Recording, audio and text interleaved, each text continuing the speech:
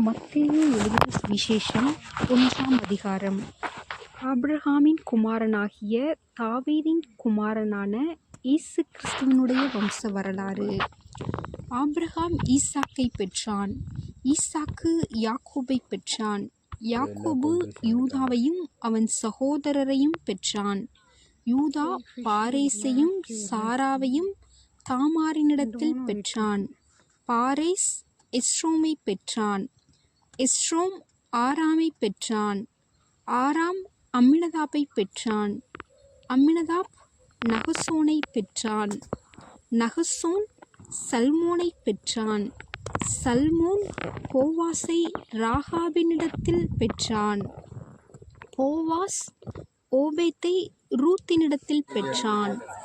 ஓபேத் ஈசாயை பெற்றான். ஈசாய் தாவீது ராஜாவை பெற்றான். தாவீது ராஜா உரியாவின் மனைவியாயிருந்தவளிடத்தில் சாலமோனை பெற்றான். சாலமோன் ரெகொபெயாமை பெற்றான். ரெகொபெயாம் அபியாவை பெற்றான். அபியா ஆசாவை பெற்றான். ஆசா யோசபாத்தை பெற்றான். யோசபாத் யோராமை பெற்றான். யோராம் உசியாவை பெற்றான். உசியா யோதாமை பெற்றான். யோதாம் ஆகாஸை பெற்றான். ஆகாஸ் எசக்கியாவை பெற்றான்.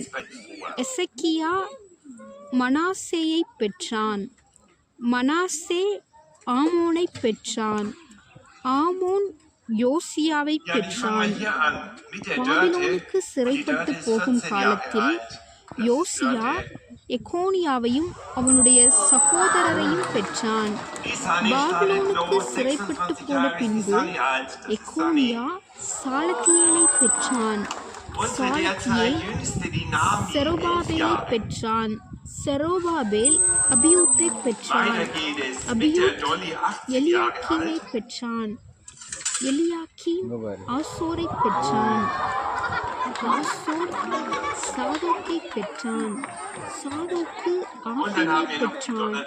ஆகிம் எலியூத்தை பெற்றான். எலியூத் எலையாசரை பெற்றான். எலையாசர் மாத்தானை பெற்றான். மாத்தான் யாக்கோபை பெற்றான். யாக்கோபு மரியாளுடைய புருஷனாகிய யோசேப்பை பெற்றான். அவனிடத்தில் கிறிஸ்து எனப்படுகிற இயேசு பிறந்தார்.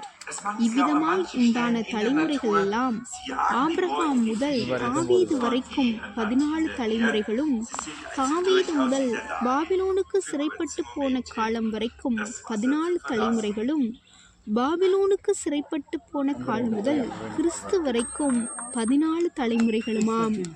இயேசு கிறிஸ்துவனுடைய ஜனனத்தின் விவரமாவது, அவருடைய தாயாகிய மரியாள் யோசேப்புக்கு நியமிக்கப்பட்டிருக்கையில் அவர்கள் கூடி வரும் முன்னே அவள் பரிசுத்த ஆவியினாலே கர்ப்பவதியானாள் என்று காணப்பட்டது. அவள் புருஷனாகிய யோசேப்பு நீதிமானாயிருந்து அவளை அவமானப்படுத்த மனதில்லாமல் இரகசியமாய் அவளை தள்ளிவிட யோசனையாயிருந்தான்.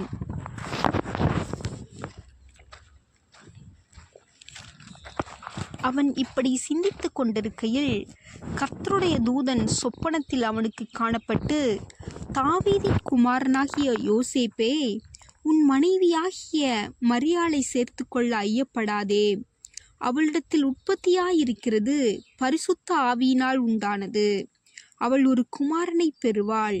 அவருக்கு இயேசு என்று பெயரிடுவாயாக. ஏனெனில் அவர் தமது ஜனங்களின் பாவங்களை நீக்கி அவர்களை இரட்சிப்பார் என்றான்.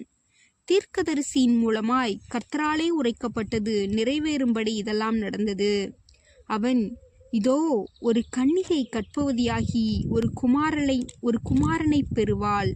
அவருக்கு இம்மானுவேல் என்று பெயரிடுவார்கள் என்று சொன்னான். இம்மானுவேல் என்பதற்கு தேவன் நம்மோடு இருக்கிறார் என்று அர்த்தமாம்.